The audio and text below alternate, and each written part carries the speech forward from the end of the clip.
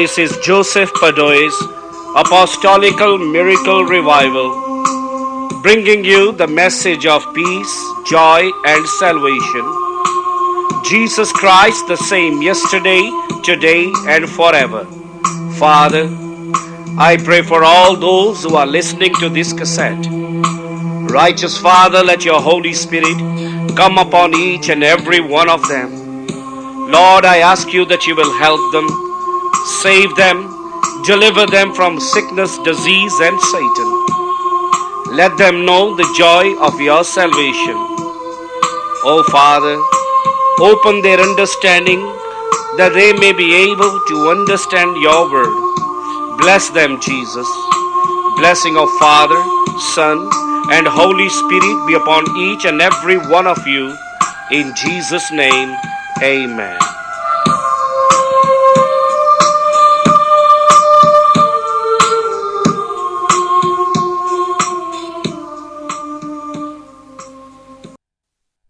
You're going to read Numbers 13.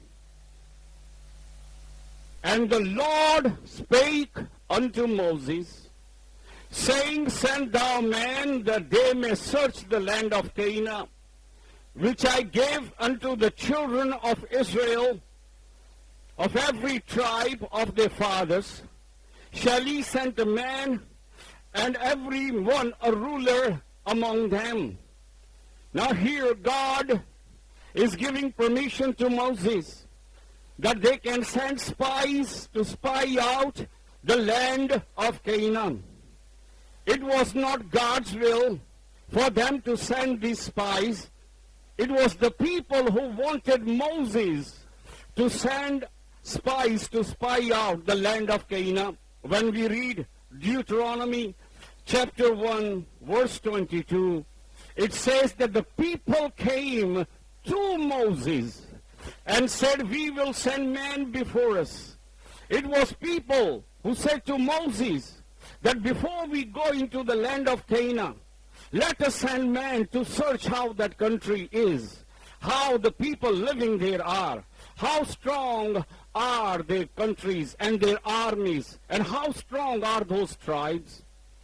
It was not God's will, because God will never promise and give you anything that is not right or good for you. It says in James that the perfect gift comes from God. That whatever God gives you, you can be sure that it is perfect for you. For God will not give you anything that is bad. God already said to Moses when he came on the burning bush that he will give them the land flowing with milk and honey. And here we see that the children of Israel are full of unbelief. They wanted Moses to send spies to spy out the land of Canaan. They should have taken God's word when God said to them that the land he has chosen for them is the land full of prosperity. It is flowing with milk and honey. Yet they did not trusted God's word. You see, that is why when we read the Old Testament, over and over again we see the Jews disobeying God, and that is why the great punishment came on the Jewish people because of their constant rebelliousness. For rebelliousness, the Bible says, is as the sin of witchcraft, is a terrible sin to rebel against the word of Almighty God. Because the devil rebelled, and he was thrown out of heaven, lost life, never to see heaven again. And here they are doubting in God's word because God already told Moses and the people that the land he is going to give them is a very good land. It is flowing with his blessing. It is flowing with milk and honey. Yet they did not trusted the word of God. So in the end, Moses agrees to send the spies, and God said, okay, people want to send spies, then let them do it. So we come to verse 3. And Moses, by the commandment of the Lord, sent them from the wilderness of Paran. All those men were the heads of the children of Israel.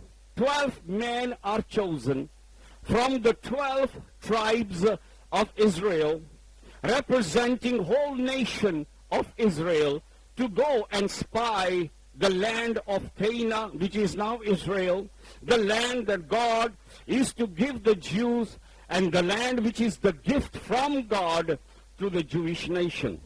And from verse 4 to verse 15, we read the names of these elders. We come to verse 16. These are the names of the men which Moses sent to spy out the land. Moses called Hosea, the son of Nun, Joshua. The old name of Joshua was Hosea, and his name is changed to Yahshua, similar name to Christ. Moses sent them to spy out the land of Canaan and said to them, get you up this way southward, go up into the mountain, see the land, what it is, and the people that dwells therein, whether they be strong or weak, few or many. Now here Moses, you can see, telling people, and also you can see some unbelief in Moses. I want you to spy the land, he says. I want you to see and find out how those people are that are living there. Are they strong people or weak? When God already taught Moses that you don't rely in the strength of man, but you are to rely on the strength of Almighty God. Why should Moses have to send spies to find out whether those people living in the land of Canaan, either they are strong or weak? Because before God, neither weakness nor strength of man means anything. Because this God is the living God. He makes the weak strong and is able to make strong weak. And here we can see the doubt and unbelief in Moses also. He said to them, go and find out, see if those people are weak or strong. It should have made no difference to Moses whether those people are strong, whether those people are weak. He should trust what God said. He's going to give them that land. It doesn't matter how big they are. It doesn't matter how big armies or soldiers they got. It doesn't matter how much modern weapons they have. It doesn't matter, because it is God who's going to go before them.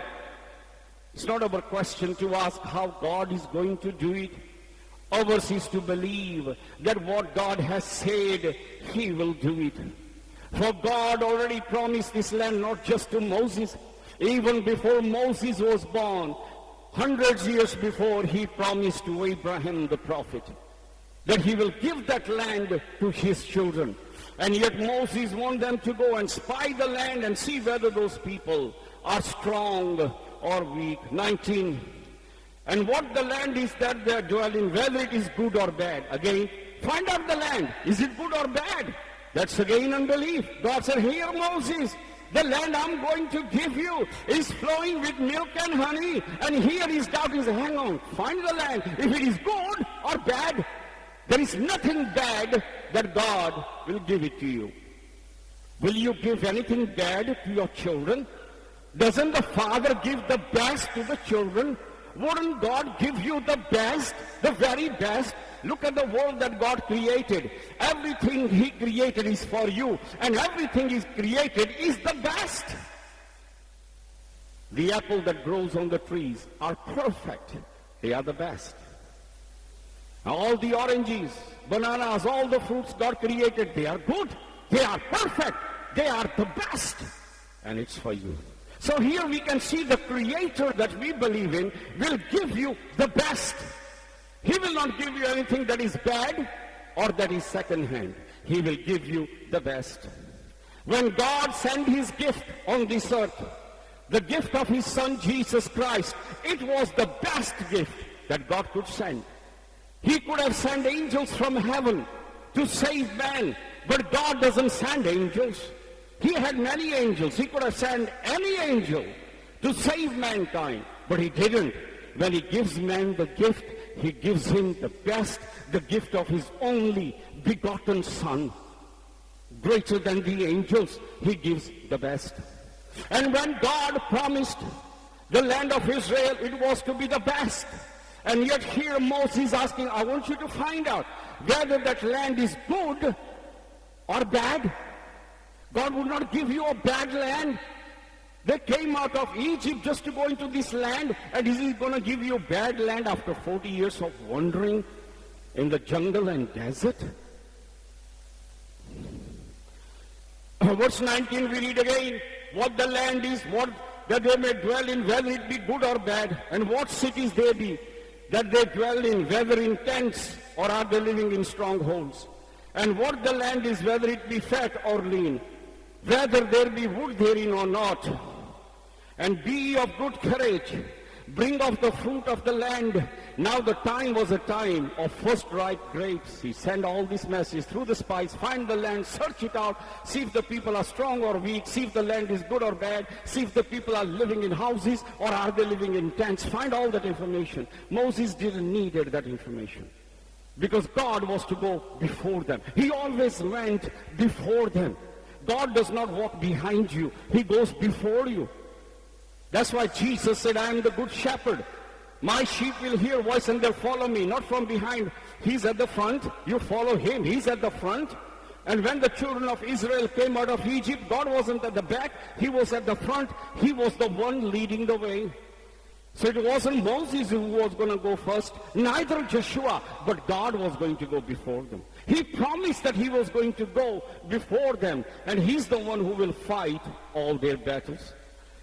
Verse 21, so they went up and searched the land from the wilderness of Zin unto Rehob as they come to Hamath. And they ascended up by the south, came unto Hebron, where Ahiman, Sheshai, and Talmai, and children of Anak were. Now Hebron was built 7 years before Zoan in Egypt. And they came unto the brook of Eshcol, and cut down from thence the branch, one cluster of grapes, and they buried between two ropes a staff, and they brought of the pomegranate and of the figs. They bring the grapes of that land to show Moses. The place was called the brook Eshcol because of the cluster of grapes that the children of Israel cut down from us. And they returned from searching of the land. After 40 days they come back. And they went and came to Moses and Aaron and all the congregation of children of Israel unto the wilderness of Paran to Kadesh, and brought back the word unto them, unto all the congregation, showed them the fruit of the land. They told him and said, we came unto the land whither you sent us, and surely it flows with milk and honey, and this is the fruit thereof. God doesn't lie. Those spies come back. He says the land is, as it is told, it is milk and honey. It is a prosperous land. Well, God already told them that. God was not going to lie to Moses. He was not going to lie to the descendant of Abraham. God was not going to give them a rubbish. He was going to give them the best. Always remember, whatever God gives you, it always will be the best. If it is not the best, it is not from God. It is not from God, because He gives the best. In everything, God gives the best. Verse 28, nevertheless the people, be strong, dwell in the land. The cities were walled, very great. The cities are surrounded by walls. Moreover, we saw the children of Anak there, and the Amalekites dwell in the land of the south, and the Hittite and Jebusite, these are different tribes, and Amorite dwell in mountains, and Canaanite dwell by the sea, and by the coast of Jordan. And Caleb still the people before Moses said, let us go up at once and possess it, for we are well able to overcome. Now there's a problem for Moses. You see, every time you doubt God on something, you create a problem for yourself. 10 of the spies, they bring bad report. They said, oh yes, the land is good. Oh yes, it is flowing with milk and honey. Oh yes, the land is fertile, but the people living there, the children of Anak, they are giants, they are very strong. We are like grasshoppers before them. There's no way we can win them. They brought doubt and unbelief in the church of Moses. They troubled the church of Moses with a bad report. And yet Caleb still the people and say to them, listen, it doesn't matter how big they are or not. We can go right now and overcome them because God is on our side. 31. But the man that went up with them said, we be not able to go up against the people, they are stronger than we. And they brought up an evil report of the land which had searched unto the children of Israel, saying, the land which we have gone to, search it, it is a land that eateth up an inhabitant thereof. All the people that we saw in it are men of great stature, they are giants, they are big men. And there we saw the giants, the sons of Anak, which come of the giants, and we were in our own sight as grasshoppers, so we were in their sight. They brought evil report. In the next chapter, we're going to read that there is a much crying in the camps of Israel because of the 10 spies who brings the bad report. The land is good, but the people living in that land, they are very big in stature. They are giants. We are like a grasshopper. Before them, there is no way we can win the battle. But there was only 2 spies out of the 12 who brought the good report, Caleb and Joshua. They said it doesn't matter how big the people are. We can overcome them because the Lord God is with us. And these people brought evil report. They broke the faith and the hearts of men. And they brought evil report against the land that God gave them. They spoke evil of the gift that God has given to the children of Israel. They brought bad report. That's what happens. Had Moses never sent the spies, this thing wouldn't have happened. But Moses did. When you make a mistake, you pay for it. Now there is a trouble in the camps of Israel, which we're going to read next week. The people are crying, complaining to Moses, you brought us here to be killed. Now we can't go up there. The children of Anak are big. We can't fight them and so forth. You see, that is why you will see the devil will always find people in the churches who will disrupt the church of Almighty God. The people who will, instead of comforting you, will try to break your faith. Will try to say, oh yeah, you can't go to heaven, it's very hard to go. The road is hard. Who's going to make to heaven? Even if we are trying, we ain't going to make it. Don't listen to them. Don't listen to them, because the devil will speak through the people to break the hearts of those who are trusting in God.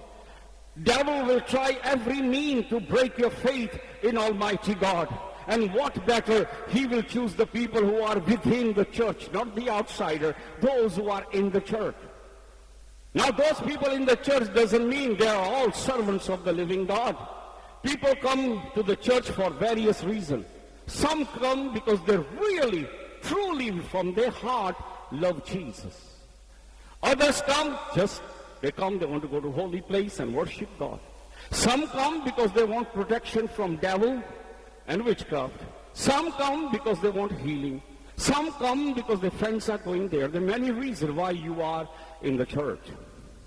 Now in the church of Moses there is a disruption, and out of whole church there is only 2 men who are bringing right report and facing all the opposition. That was Caleb and Joshua. When we look at the church history, you will see that the people within the church brought disruption in the church, tried to bring division in the church. When we look at Corinthians, the church in Corinth, there was a teachings going on. They had many false teachers among them, and they started preaching that there is no resurrection. The devil will use any mean to destroy your faith. And Paul had to write a letter. He said, listen, don't listen to those who says that there is no resurrection. Because if there is no resurrection, then we wasted our time believing in Jesus. If the dead are not to be raised again, if there is no hope for the dead, then we are miserable creatures. Why are we suffering then? Why am I suffering because of cross? Paul says, if there is no resurrection, then I'm a biggest fool, he said. Because I'm suffering, I'm preaching without any hope. And yet, the devil's agents were working in the churches. They were all believing in Christ. And they started preaching, oh, don't listen about resurrection. It's gone. There is no resurrection. And Paul says that if there is no resurrection, then Jesus also never rose from the dead. And if Jesus never rose from the dead, then your faith is wasted. The suffering that you're suffering for Christ is of no use if there is no hope after death. If there is no hope after death, we are most miserable creatures. It happened over and over again. Then we come to Church of Galatia. Again, that's in Turkey. Now there was confusion. The false teachers went there. Now Galatians were doing very well. They were getting along good with Christ. The church was full of faith. And then we read the letter that Paul writes to church in Galatia. And here Paul is amazed. He says, who have bewitched you? In other words, who has done enchantment, witchcraft on you, that you have turned away from Christ that quick? But when they first started in Jesus, they were full of faith. What happened? And very quickly they turned away from the true teaching of Jesus Christ. You know why? Because many false teachers entered the church in Galatia. And they said to the Galatians that unless you obey the Jewish law and the ceremony and the Jewish feast and the Jewish meat law, clean, unclean, even though you believe in Christ, you will not enter heaven. And Paul again has to write to the Galatians that this is wrong. We have come to Christ. We are free from the law of Moses. You don't have to give sacrifice. You don't have to keep Jewish holy days like Passover or whatever it is. You don't have to eat clean and unclean meat. That this is waste of time. In Christ you are saved because of your faith in Jesus Christ. You will see along the history that the devil will always try to disrupt the church, make them doubt or mislead people from God. That's what happened in the church of Moses. These 10 people who were the members of that church, they brought evil report, and instead of trusting in God, they put doubt in people, they put unbelief in people, that they will never be able to go to that land because the people there are too big and they can't fight them, they can't win them. Then we come to church in Colossus. That's again in Turkey. In Colossians, they were again false teachers. And they began to teach people that the Christian faith is not complete. That to complete that faith, they also must believe in worship of angels, keeping special rules about the law. You can read in letter of Galatians. And Paul has to write again. He said, don't listen to these people. They are disrupting your faith. We don't believe worship angels. We worship Christ, that he is greater than the angels. And then we come to Thessalonica church. You can read the letters. What happened in the church of Moses also happened in the Thessalonica. Many of them began to doubt about Christ, believing that Jesus has already come and gone. And Paul says, none of us wrote you letter with that teaching. Who gave you that teaching? That Jesus has come and already gone. And then he explains to them, no, that day will not come yet till there is a falling away. Antichrist falling away, Christ appearing. Then he says, when he comes in the sky, it will not be a silent incident, but the angels will sound the trumpet. And the lightning will lighten from the one end of the earth to the other end of the earth. And people will hear the trumpet being sounded as on Mount Sinai. And the sky will part and Jesus will appear in the sky. That coming of Christ is not going to be a silent incident. All eyes, all humans will see. The Bible says they will stare upon him whom they have pierced. So you see in the churches you will always find people who will try to break your faith or trust in God. The Bible tells us that we are to build each other and not to break each other's faith. No matter what you feel, if you are down, but if your brother is down, you don't talk down, you try to build his trust, his faith in God. Because by you bringing evil report, God's curse will come. Because we're going to read later next week what happens to these people. We don't escape. They tried to break the faith, and they did broke the faith of the church. And there was only 2 men who stood against them, Joshua and Caleb. Amen. Our Father, who is in heaven, holy be your name, your kingdom come, your will be done, in earth as it is in heaven. Give us this day our daily bread, O Lord, and forgive all our sins, as we forgive those who have sinned against us. Let's not be led in temptation, O Lord, but deliver us from evil. For yours is the kingdom, the power, and glory, through Jesus our Lord. May the blessing of Jehovah, His Son Jesus Christ, the power of the Holy Spirit be on you. May God of Israel make His face to shine on you. May the Lord bless you in Jesus' name.